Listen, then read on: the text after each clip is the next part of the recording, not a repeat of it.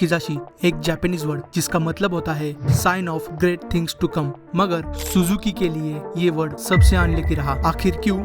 Suzuki की सबसे highly engineer car एक फेलियर बन के रह गई। सुजुकी की सबसे प्रीमियम, सबसे पावरफुल सेडान जो भारत में ही नहीं पूरे वर्ल्ड में फ्लॉप रही। आखिर क्यों? जानते हैं आज के इस वीडियो में। This was supposed to be Maruti's answer to the Civic and the Corolla. Maruti Suzuki launched its luxury sedan Kizashi.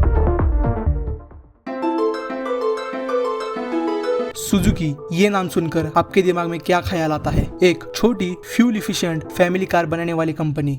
लेकिन ये सुजुकी के प्रति लोगों की धारणा खाली भारत में ही नहीं पूरे दुनिया में है, खासकर उन कंट्रीज में जहां लोगों को छोटी कार रखना इम्प्रैक्टिकल लगता है और वो माइलेज से ज्यादा पावर को इम्पोर्टेंस देते हैं। और इसलिए सुजुकी इन सारे अमीर देशों में अपना नाम नहीं बना पा रही थी। लेकिन ऐसे अमीर देशों में हर एक ब्रांड पैसा कमाना चाहता है और तभी 2001 में मिस्टर हिरोटाका ओनो सुजुकी ज्वाइन करते हैं और देखते ही देखते वो पूरी की पूरी सुजुकी का नक्शा बदल देते हैं। Mr Hirotaka Ono son in law थे फॉर्मर सीईओ और चेयरमैन ओसामू सुजुकी के, जिन्हें भारत में साल 2007 में पद्म भूषण भी मिल चुका है। मिस्टर हिरोटाका ओनो सुजुकी ज्वाइन करने के एक साल के अंदर ही सुजुकी के चीफ इंजीनियर ईजी मोचोजुकी को बोलकर सुजुकी के करंट लाइनअप को स्क्रैप कर देते हैं और ये कंपनी अपने नए मॉडल्स पे काम करना चालू कर देती है। और ये डिसीजन सुजुकी के लिए काफी अच्छा रहता है क्योंकि इस स्ट्रेटेजी के चलते सुजुकी ने काफी सारी कार्स निकाली जिसने इंटरनेशनल मार्केट में अपनी काफी अच्छी पकड़ बनाई, जैसे सुजुकी ग्रैंड विटारा, SX4 और सुजुकी की ऑल टाइम स्टार स्विफ्ट।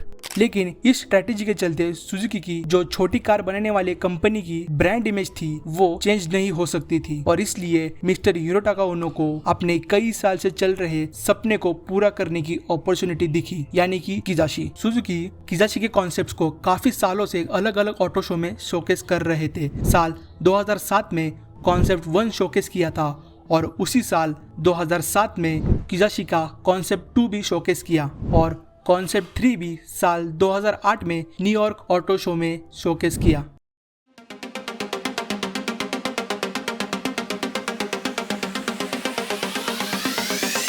और इसी के चलते साल 2009 में सुजुकी किजाशी को यूएस में लॉन्च कर देते हैं।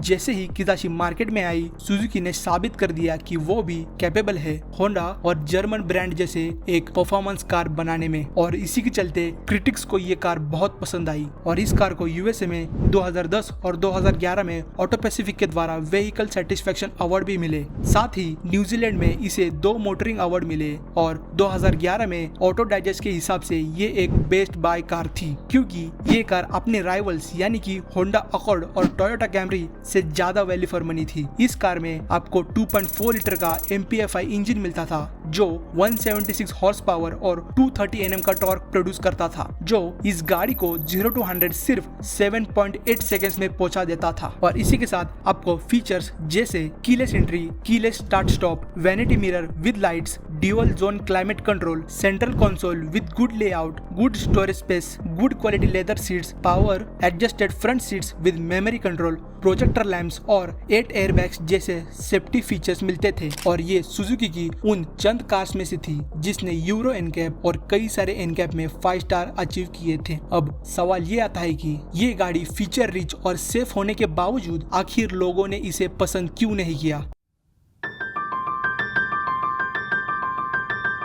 क्योंकि सुजुकी की ब्रांड इमेज एक छोटी और फ्यूल एफिशिएंट कार बनाने की थी जो वो किजाशी के साथ चेंज करना चाहते थे और इसी की वजह से किजाशी की सेल्स काफी कम रही अपने राइवल्स के मुकाबले, यानी कि होंडा अकॉर्ड और टोयोटा कैमरी। होंडा अकॉर्ड के यूएसए में सालाना 3 से 3.5 लाख यूनिट सेल होते थे और टोयोटा कैमरी के सालाना 4 लाख तक यूनिट सेल कर पाती थी। और कई कारण है किजाशी फेल होने के पीछे, जैसे किजाशी CB यूनिट्स में जापान से बाकी सारे कंट्रीज में एक्सपोर्ट होती थी और इसी की वजह से इंडिया जैसे कंट्रीज में लोगों को लगता था सुजुकी मतलब एक लो मेंटेनेंस और छोटी कार बनाने वाली कंपनी है। वहाँ लोग 18 लाख एक सुजुकी पर खर्च करना नहीं चाहते थे और इसलिए खराब सेल्स के चलते सुजुकी ने किजाशी को साल 2013 में ग्लोबली डिसकंटिन्यू कर दिया। अगर आपको यह वीडियो पसंद आई होगी तो सब्सक्राइब करना ना भूले और कमेंट करके बताना कि आप 18 लाख एक सुजुकी पर खर्च कर दे और इस वीडियो को लाइक करें और अपने दोस्तों के साथ वीडियो को शेयर करें। मिलते हैं अगले किसी नई वीडियो में।